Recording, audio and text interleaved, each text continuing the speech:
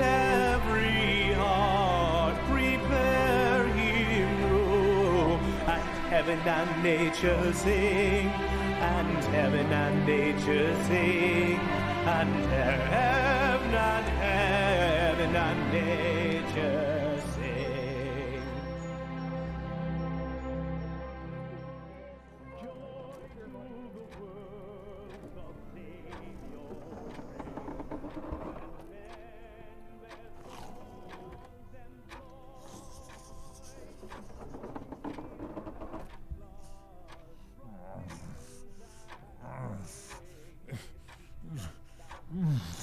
Hey?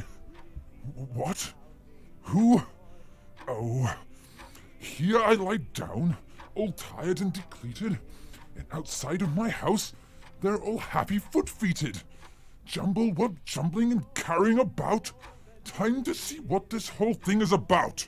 And so, the narrator got up and out of his bed, in an effort to find what was assailing his head. What? Who? That's my job, you bastard! There are union laws against this, you know. He yelled to the wall, knowing very little at all.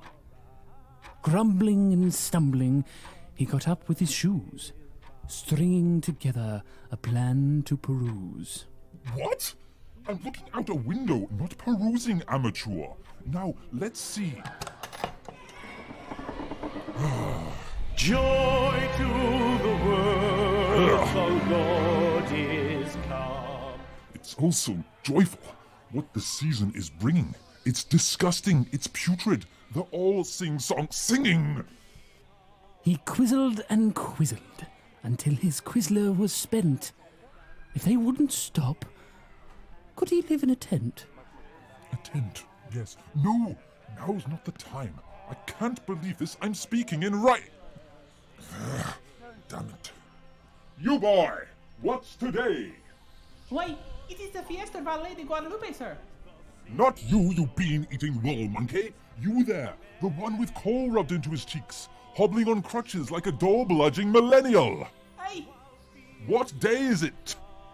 why, it's Christmas Day, sir. Christmas Day. What a delightful chap. And do you know the beautiful pier at the docks with the polished stone bed feature and that lovely ice cream shop? Oh, I should hope I did, sir. Well, I want you to go to that feature, throw some of those polished stones in your pocket, and then take a long walk off the pier and rid us of all your financial crutch, you useless good-for-nothing snowflake! Hey, I've heard of you. You're that rude old man that tells useless stories to people. Very good, lad. Here, have a rotting tomato. Ah! Yes, what a delightful boy. Well, humbug is the name of the game. Where's my coat? What the? Ho, ho, ho! Oh no, you don't! Not this year, you corpulent coal-leaving kleptomaniac! As he rummaged and rooted around in his house, let's escape quick and quiet, like a furry field mouse, to the rest of the town, all lit up and bright, where Santa will visit this night. And wonders of his love, and wonders of his love, and wonders of his love.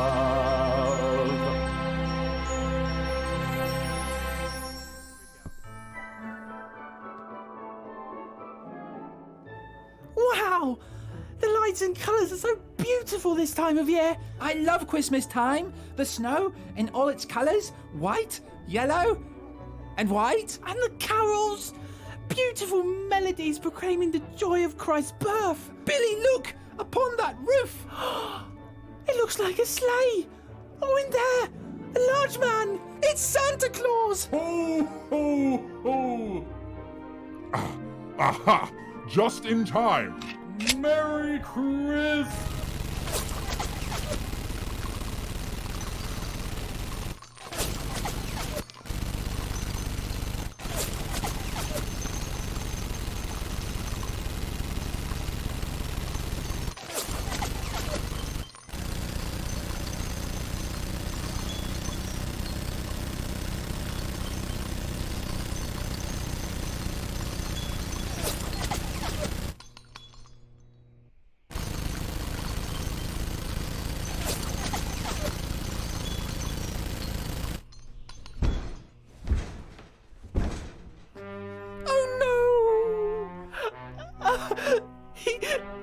Santa!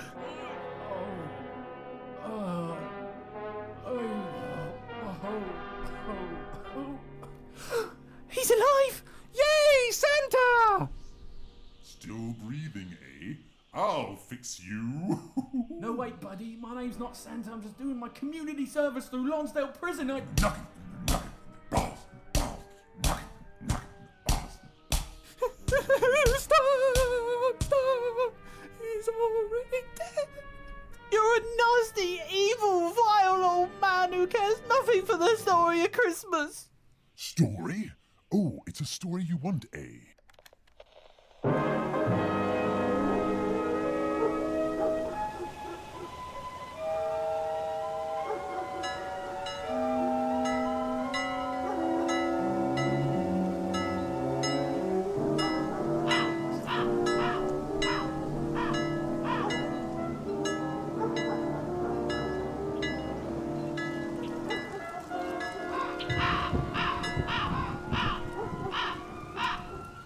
Well, gather round for the third chapter of the illogical, preposterous, pointless, absurd, and depressing misadventures of Detective Sweg and Dr. Yeetly. But we haven't heard the first two chapters. Why have you fetid, hopeless fools returned to the source of your loathing and boredom? You literally killed Santa, and now you're forcing us to listen to your horrible story. Is it because your lives hold even less meaning than my own? Is it because you feel incomplete without hearing my dulcet tones convey a story about an inept detective and a detestable doctor? Well, fear not, for I am here to continue the story of Detective Sweg and Dr. Yeetly.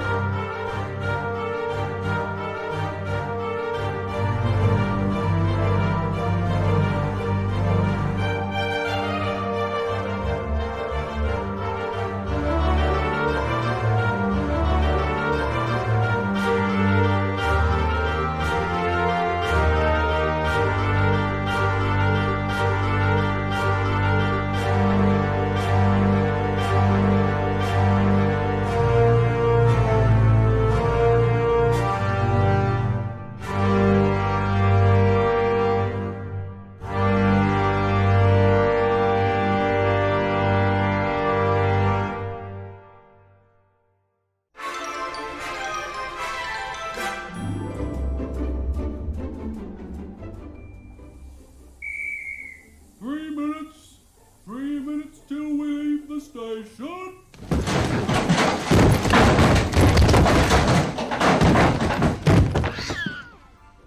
Yeetly, my boy, you drop my suitcases again and I'll give you a jerry up the what's-it. Who brings 8 large suitcases on a week trip to the coast, I'd like to know? What was that, Yeet? And bear in mind, I'm carrying my 20-bladed cane. These 8 suitcases are very light, sir. I want to carry them to there. Ah, good. A porter and a Chinaman, no less. I wonder if you can understand this, Yeet. Actually, I can. By the many tentacles of Cthulhu! You have a flawless accent, sir. Where did you study? Oh, no, I didn't study. The writers gave me an American accent because they didn't want to be seen as racist by any offending minorities, which, in and of itself, is a tiny bit racist if you ask me. They should have tried to get an Asian voice actor to play me. I heard they didn't have the money in the budget, and it's far more acceptable to be a tad racist when the Americans are involved. Very funny. Except, why am I still Asian? Don't be ridiculous, young porter. It's a simple stereotype of the 1800s. Now, shall we board? Here, let me take your... Yep, that's the way. Here, be careful. Oh, it's quite heavy.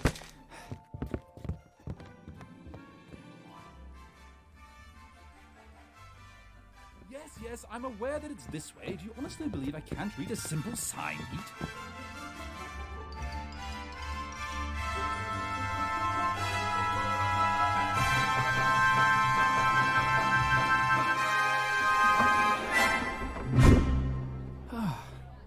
Look at all these characters, walking to and fro. Oh, look at that giant malting tree in the middle of the dinner carriage. Why, it must be 30 feet tall. Must be a frog. Different people from different places. That old woman in a wheelchair looks rather rich, doesn't she? Probably a queen or a princess. And that couple there, do you suppose they're royalty too? Contemporary. It's all meaningless, Eat. Why, that reminds me of the war. Itch. What timing? I say, sir, would you look where you're going? Bah. Pardon? Of course you are English, thinking you earned the whole way of this train. Well, we are in England. Contemporary. How dare you, sir? That's my word. Yeet, he stole my word. My word. My word. My point exactly. English swine. Jacques, guitar. Oh, no. What's that sound, sir? It's a musical number. When walking down this train, I shake my head in vain at how you English think you are all martyrs. But now I see you clearly. It's obvious you're nearly as stupid as those foolish Cornish farmers. The fuckers! Hold my coat, Yeet. Now No, listen. I'm not quite yet done. I've just begun my fun. Torturing you English is quite easy. From your pansy British Navy to your weather always rainy. And on top of that, your food makes me so queasy. You want a war?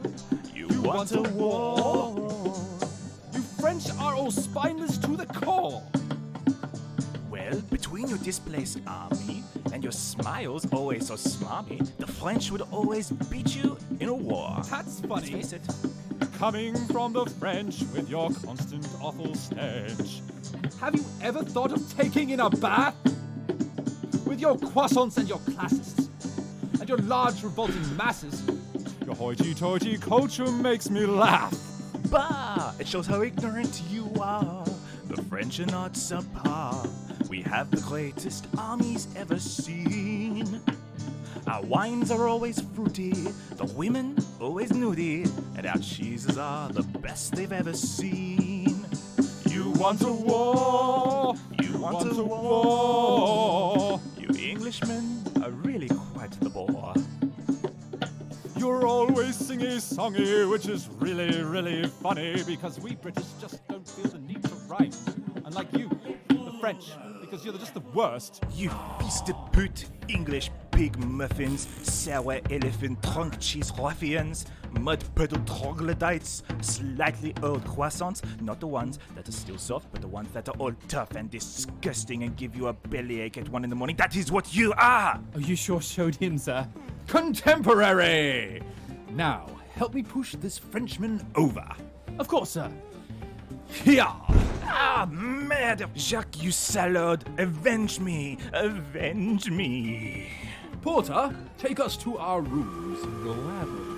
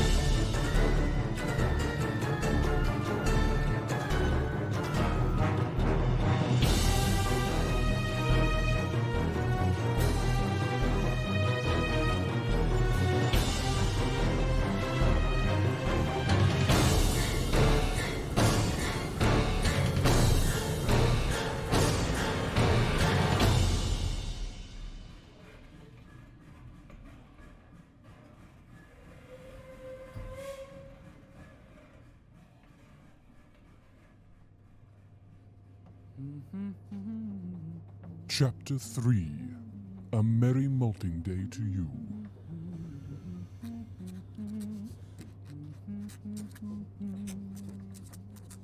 Oh, Lois, said the man, wearing red undergarments over his blue long johns. I cannot believe that I flew around the world backwards, turned back time, and saved you before you plummeted to your death again. Oh, you are my hero, Mr. Oop. Yeet, stop that humming at once. What are you scratching at? Oh, a new story, sir. about a man who is faster than a locomotive, can leap over the tallest building in a single jump, and is stronger than even you, sir. I call him Mr. Ubermensch. Why, Yeet? That is quite doubtful. Now you've made me all poutful. Damn that Frenchman and his infectious Andrew Lloyd Webberisms. I find that very difficult to believe, Yeet.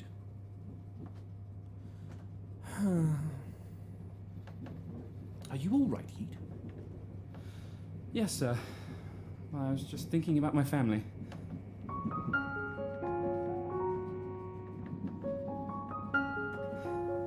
Not another musical number.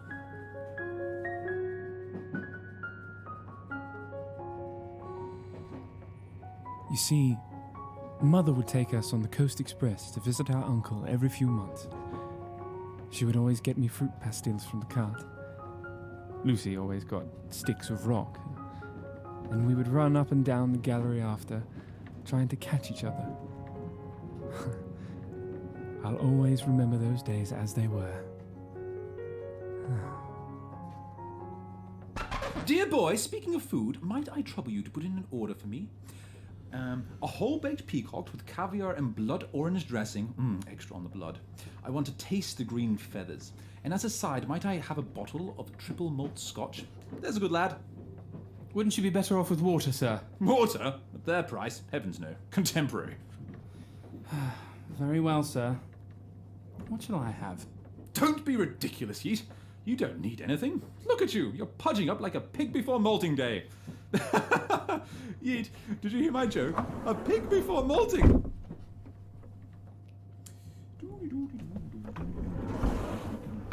What are you looking at, old woman? Ah! Conductor! This woman just threw a deck of cards at me! Silence! Old fool! Old? I'm not old, I have little time, but I have much to say.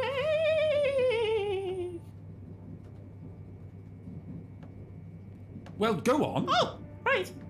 Oh, things are about to happen that haven't happened before. Stop that! Take your pinky finger out of my nostril and just tell me what's going on before I throw this 10 of swords, 5 of pentacles, and the tower cards back at you. No! I didn't want them! They're bad luck. Now, back to the clues. The clues? The clues! What were the clues again? Ah, yes. The figure of death approaches. A figure of death? Figure of death. Trust the plenty of fish in the sea. Plenty of fish in the sea? The killer queen, gunpowder, gelatin. Gunpowder? Gelatin? Who likes short shorts? I like short shorts. Hey, hang on a minute. You're a short shorts saleswoman, aren't you?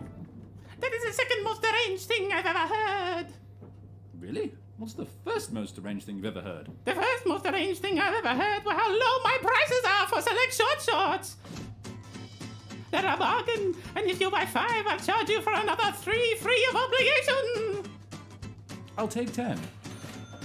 Thank you, sir. You know, this reminds me of the war. I was hanging out this gypsy lady in the Great Turkey. We were just sitting down and started singing a great chorus with our gents. It went something like this.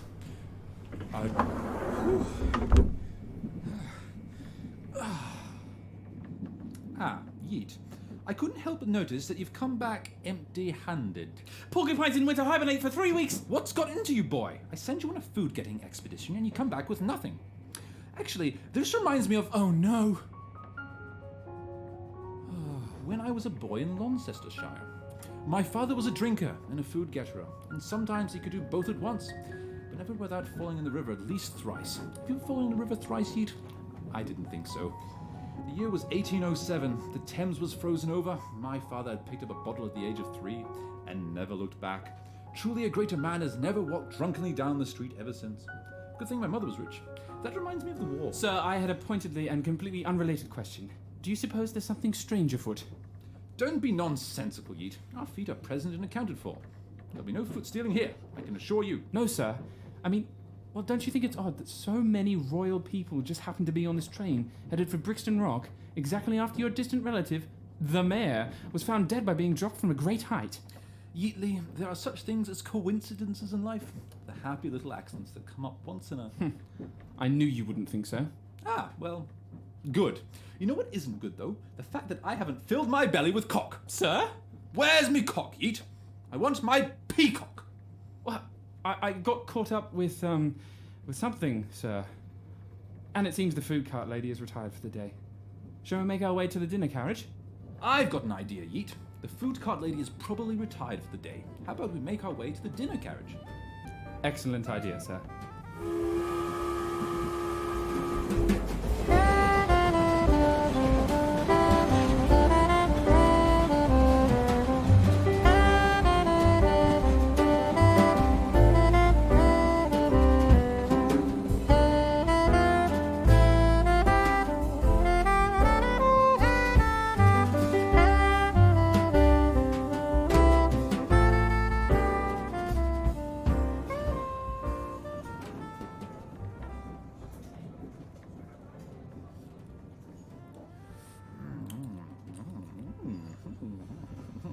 This molting day soup is absolutely delicious. Yeet.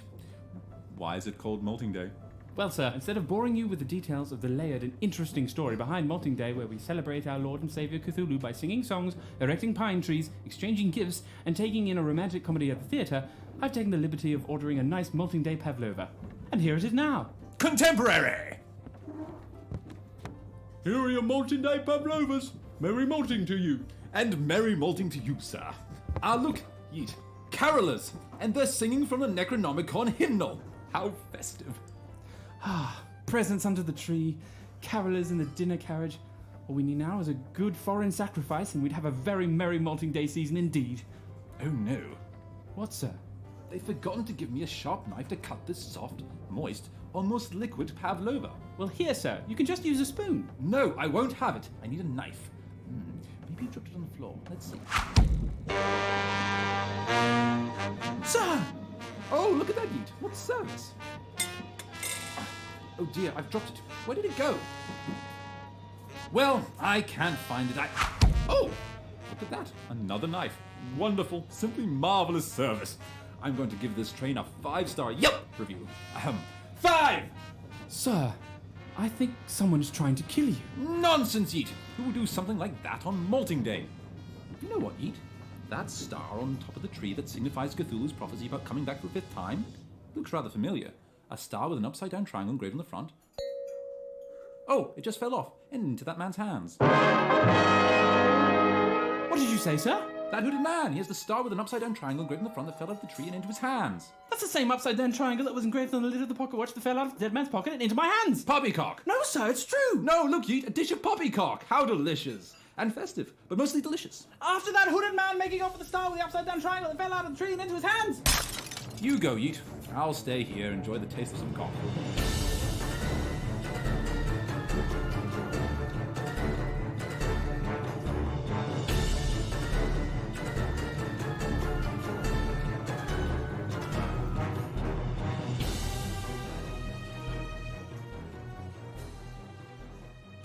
I'm so full of... Oh, Yeet, you're back. How did you fare? Well, sir, I won't bore you with the details of our adrenaline-fueled, action-packed chase. The point is, something is definitely going on, and we must get to the bottom of it. Might we take a nap? Oh, shut me eyes. Wake up, a resty rest, a sleepy sleep. All right, sir. I'll just drag you back to your room. We'll continue our search tomorrow. It's a big train, and we need all the rest we can get.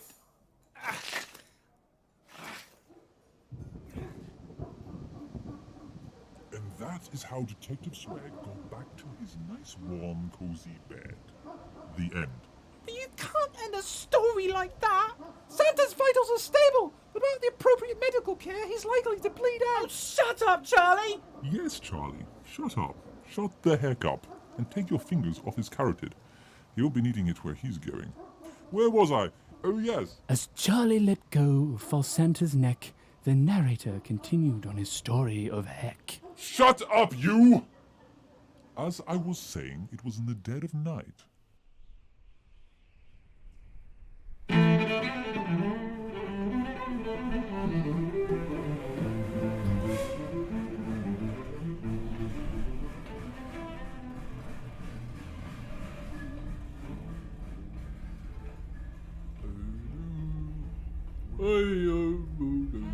Hey, throw some more light bulbs on the engine.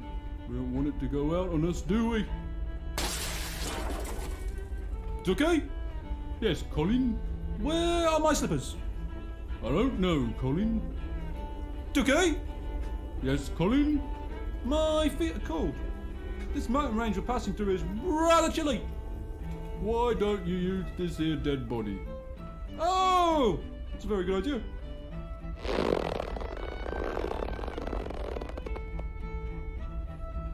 It's okay? Yes, Colin? Perhaps we should let somebody know there's a dead woman here in the cabin before we get stowed. Oh, all right. But just this once. And keep the shoes.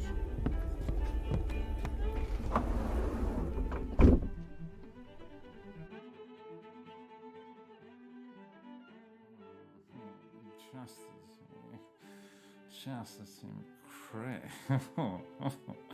let me sup at your fingertips just one more time. Sir, wake up. Put this bag over your head, Chastity. It's part of my kink. Hey! What? Sir, the cabin crew and conductor are asking after you. It seems there's been a murder. Dr. Fox? Come, sir, we must go and investigate.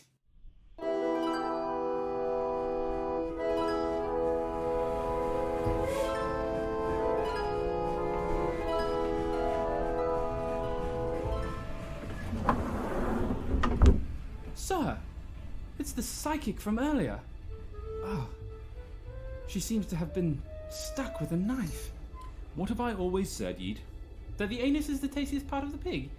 Well, sir, I don't understand the context of what you're saying. It doesn't make any sense. No! Never run with sharp objects. You could hurt yourself. Only a fool would do such a thing, which this psychic clearly is. Sir? Sir, what's the matter? Yeetly, I seem to have tripped and stabbed myself with these small scissors. Let me get the kit out. Ow. Ow! Ooh. I heard you cry out, sir. What is it? Yeet! Come quick! I've dropped this large samurai sword through me left big toe. I'll get the kit.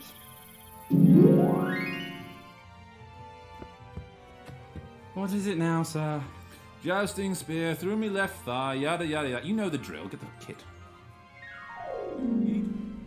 Anybody in there? Hello? Hello? Can you help me with something? I seem to have been stabbed by this rogue cucumber. You look rather lost there, Yeet. What were you thinking about? Nothing, sir. Well, look, sir.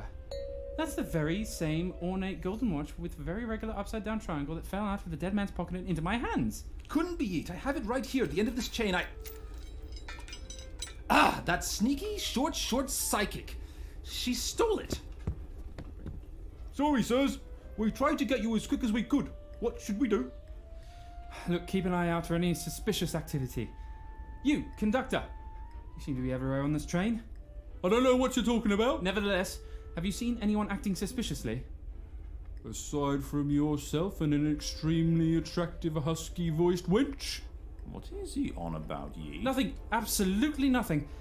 All right, since we have no suspects at the present time, we cannot let anyone leave this train. Stoke the fires, gentlemen. We must not, under any circumstances, let this train slow down.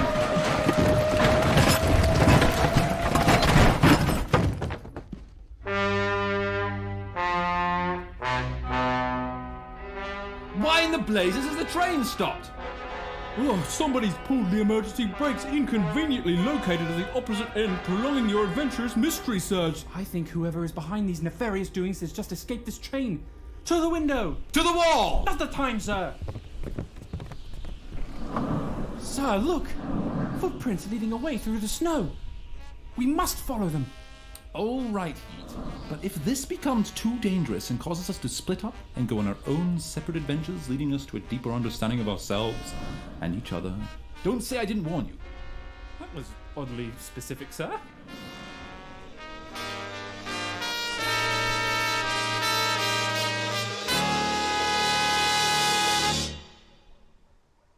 Will our perfunctory protagonists find out who keeps following them around, throwing knives all over the place, and killing the psychics? Who cares? This is the worst story I've ever heard. And I've seen Teenage Mutant Ninja Turtles, the feature film, twice. All right, this is the police. We're responding to a violent crime against Santa in the area. There's your man, officer. Or should I say, boy? But I'm 12. Yeah, that's what they all say. They all say they're 12. Let's go. I didn't. He's the man. He's got a gun right there in his hands. And as usual, idiot listeners, I leave you to your boredom and poor life choices. See, he's crazy. He's talking to nobody. Let me go. Let me go. Have a very horrible Christmas and a depressing New Year. Good night.